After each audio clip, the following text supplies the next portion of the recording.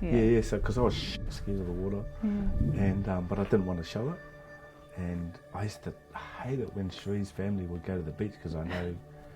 And I remember one of them. They were going to look at me and think I'm useless because I'm not getting in the water. It's kind of, I remember one of the in-laws saying, "Bro, you got to come to a dive." I'm like, no.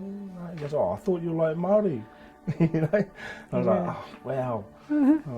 But I was scared of drowning. That was my whole thing. And so I never even, from the age of about 8, I wouldn't even hop in a bath. I'd only shower. And I'd be scared to hop in a bath and all that. So when my daughter did this, and I was this staunch gang member, I thought I was, and she goes, "Oh, hey Papa, I know you're scared of the water," and I was, so I thought, nah, I got to get over this. This is one of the fears I need to get over. So enrolled on a dive course. It took me 9 months to become a master diver, and then and when I completed that, I thought, that was my biggest fear in my whole life, and I've just got over that. So I can do anything, and that's what I thought. From that moment on, it was easy to give up crime. It was easy to give up smoking, although it was easy to give up every day. We gave up, but things became that were impossible became not only possible but probable. And we started seeing barriers as mere challenges that needed to be overcome. And so, it was our girl, that woman.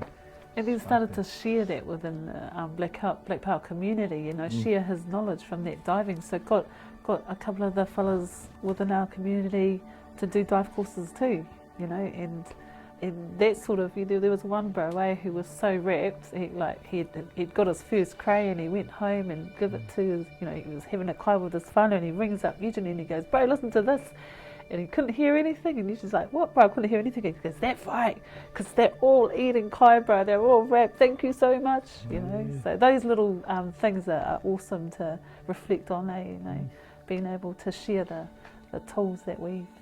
And for those that knew that I was scared of the water, and then saw me bringing kinders home after a dive, that made them think that they could do something different as well. And so what I started realising, and our poor kids.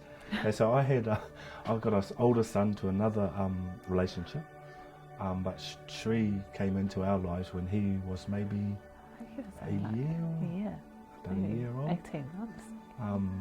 And so our older kids, we were young, and we had kids young, and we were trying to parent, and I didn't know what that was, but I didn't want to let Sheree know I didn't know, and so this is how you do stuff, and this, and so they heard a lot of don'ts.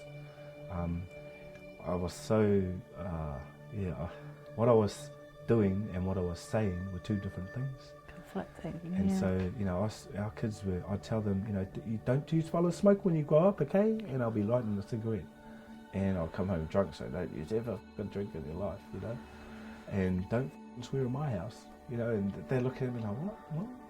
So they grew up smoking, drinking and swearing, And so when we had our younger kids, we're like, okay, we better change. Fast forward 11 years, I think there's 11-year gap. 11-year gap. Yeah. And we're like, okay, we gotta just give up smoking. We can do this better. So we started realising that it's what we're doing that's influencing our kids, not so much what we're saying.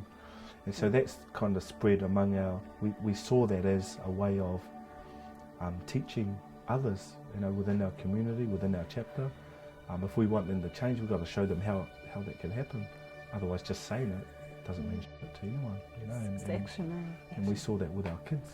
We were saying a whole lot of stuff, but they were doing what we were doing.